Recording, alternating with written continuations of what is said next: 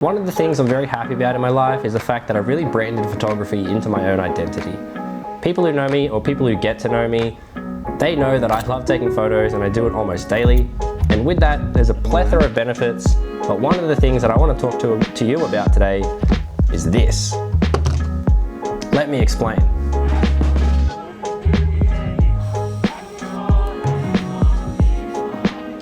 So what do I mean by this being part of my identity and how it helped me? Well, this right here is a Minolta Riva Zoom 70. This camera I had never had my eye on, never even really looked at this camera online. However, it has wound up into my life and it's something that I really enjoyed shooting. That's kind of the topic of today's video, this camera right here.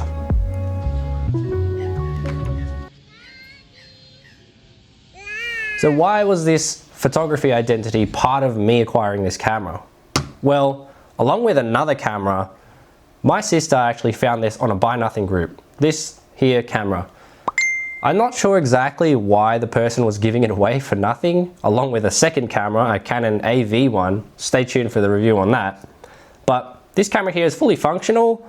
It's a little point and shoot, and I decided to put some film through it to see if it actually still worked. And I learned a lot about this camera and I really enjoyed shooting it. I did it all in one day, so I'm gonna give you a grain of salt there. I haven't spent as much time with it as some people may have, but for somebody who's looking online to maybe purchase this camera, I'm hoping that this video will give you some valuable insights into whether you want to go and grab one or whether you want to bust it out of the cupboard and take some more photos with it if you already own one. So let's get into it. So this right here, it's the Minolta Riva Zoom 70.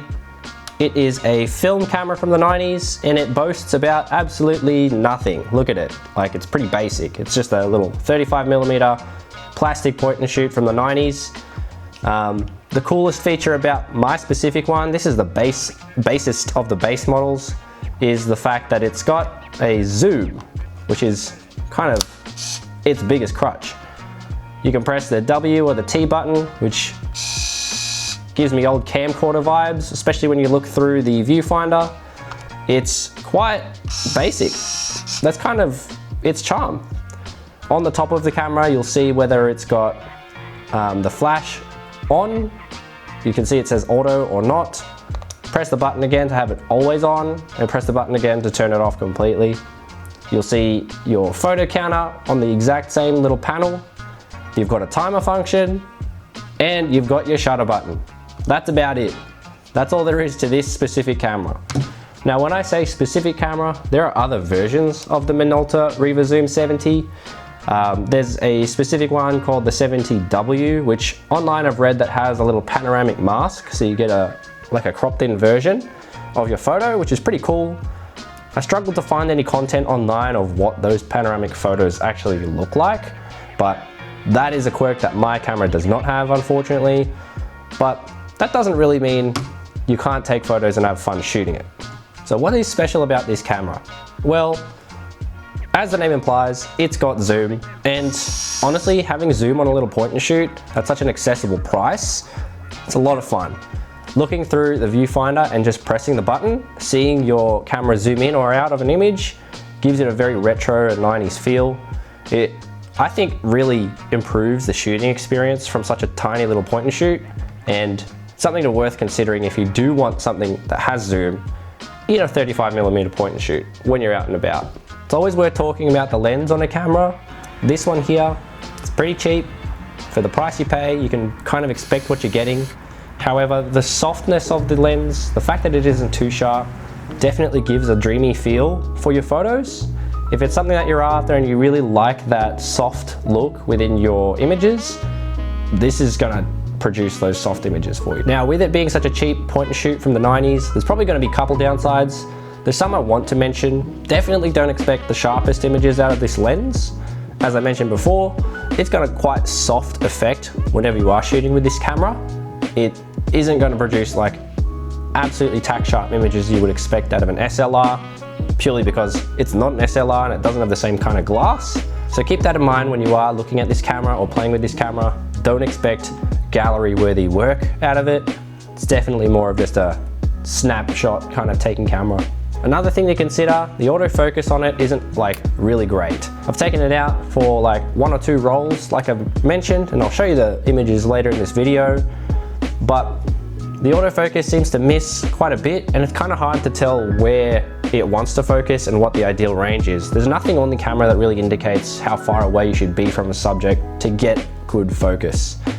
The shutter speeds within the camera, because it is fully automatic, you can't really see what it's going to shoot at. It'll expose so that it's exposed, but this might mean that the shutter speed is quite slow, and with that introduces a lot of motion blur. Once again, that's sort of expected with a fully automatic camera. It's gonna have some quirks, and my last quirk that I want to talk about is the fact that whenever you turn this camera on, if you don't want to shoot with the flash on, you have to manually toggle it every single time you switch on this camera. It's a bit annoying, and I have accidentally blinded people when I don't want to blind them. It's just a small thing. I'm sure you'd get used to it, but remember to turn the flash off every time you turn it on if you don't want to use the flash. So enough talk, let's just have a look at some of the photos that this camera can produce, and I'll let you decide whether you like them or not. Let me know down in the comments below what your favorite photo is and what you think of the Minolta Riva Zoom 70.